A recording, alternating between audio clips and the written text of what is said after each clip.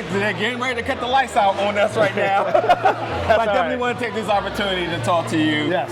It was an absolute pleasure to be here with you, and you spoke a little bit about the accomplishments. Yep. But more importantly, because as soon as I saw you and I saw that it was a black brother, heading to Disney, downtown Disney, I just couldn't help but to just smile and just blasting all your greatness right now. So thanks for having myself and all these other beautiful journalists today. Absolutely. What does it mean for you to lead the charge here? I mean, your journey, your story to get to this point, but beyond the accomplishments that you've already sort of announced, but just to see everybody here to celebrate you, the 70 years, and everything that Disney, downtown Disney presents. Yeah. So I'm not going to get emotional because you're going to make me cry. But it means a lot because, as you know, there's not a lot of us that gets to rise to the ranks of executives. Yeah. Right? Even within the Walt Disney Company, even though I love this company, we still have some opportunities, right? Yeah. And that's not just Disney, it's every company in the world.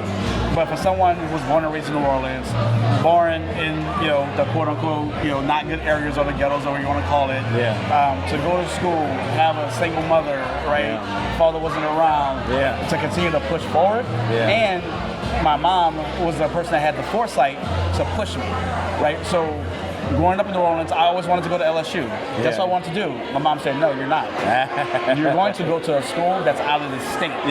So I looked at schools around, and I found myself in Philadelphia. In the Northeast, I went to Drexel University. Oh, nice. Right, so I consider Drexel my second home. And Philly my second home. So the fact that I was able to get there, learn, and be on my own, meet new people, meet new friends, opened up my mind, and opened up my eyes that there's a world out here that I have no clue what it's about. To get an engineering degree, come back to New Orleans, leave New Orleans again, go to Orlando, apply for Disney, get promoted to a manager a year later, and then stay with this company for 24 years and just keep ascending. It's been absolutely amazing. Absolutely amazing.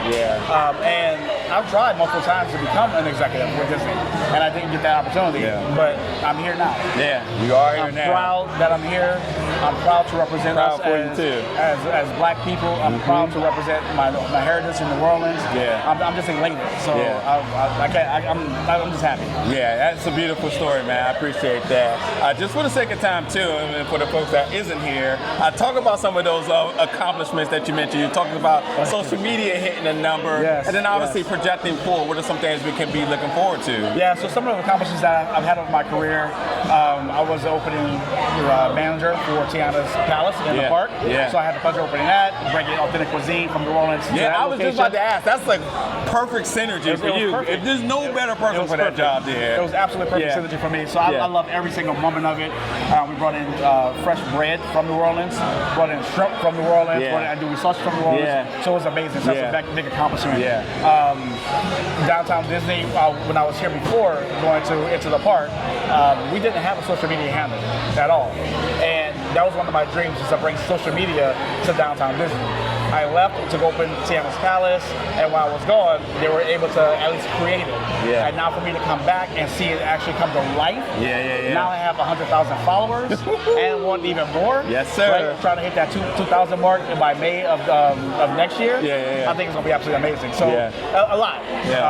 Downtown Disney as a whole has transformed over the past 25 years from really Americanized cuisine to now what you see today is a multicultural, multi-destination cuisine. We have Korean, we have black owned, we have women owned, we have Italian, we have Korean, Japanese. So we have everything. We have Earl of Sand, which is a English Korean eatery. We have everything. So you come down here, you will find something that you love. It doesn't matter where you go. I stopped at 3 places already, and I got more to hit. So understatement by love. You might not want to leave. That's what my brother is saying. We got a lot more coming. We have a steakhouse coming. We have a barbecue concept coming. So hopefully, don't have the exact dates, but hopefully at some point they'll be around. That's amazing. That's amazing. One other thing I just wanted to ask you about. You talked about bringing that authentic New Orleans style food here, which also means that you had to go back to the community for that. What was that conversation? Because as we know, there's so much rich soul and art down in the NOLA heritage down there. So when you have to go down there and you are that person to make that connection, what is that conversation like? So the conversation is actually easier than you would think. Because I was born and raised there, was there for 20 plus years of my life. we went as a contingency. The chefs, the front of house teams, we went as a contingency down to New Orleans, and I was able to showcase New Orleans for them. So it gave me a lot of pride to kind of showcase my home. Yes. Right? So I took them to specific restaurants. Yeah. We went to specific eateries. Yeah. I told them to taste for specific ingredients, and we brought a lot of that back here. So it was absolutely fantastic. We got a chance to meet the Chase family, lead the Shake Center family, and eat at their restaurant in Duke Chase, and really understand what that cuisine is all about, and what that family feel is about. And I talk to people about this all the time.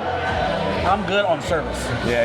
But I'm better on hospitality. Ooh. Hospitality is about how do I make you feel when you're with me. That's what I want you to do when you're here. Right? How do you feel? Right? This feels great. I want to bring my family. I want to bring everyone back. I want to tell everyone about it. It's about how do you make people feel. And that's really what's important to me. Yeah, because you know what? Your mom wouldn't have it no other way. No other way. No other way. She would hurt me. She would hurt me. So you better be hospitable. You better offer them a drink and make sure that they're well taken care of. You serve them first, and you get served last. Yes, Mom. Linda, I appreciate you so much for your time. Congratulations, man. Thank and you. to many, many more, man. Again, it's a beautiful thing to see a brother leading the way here Thank today. you. I appreciate the time. Absolutely. My pleasure. Thanks, brother.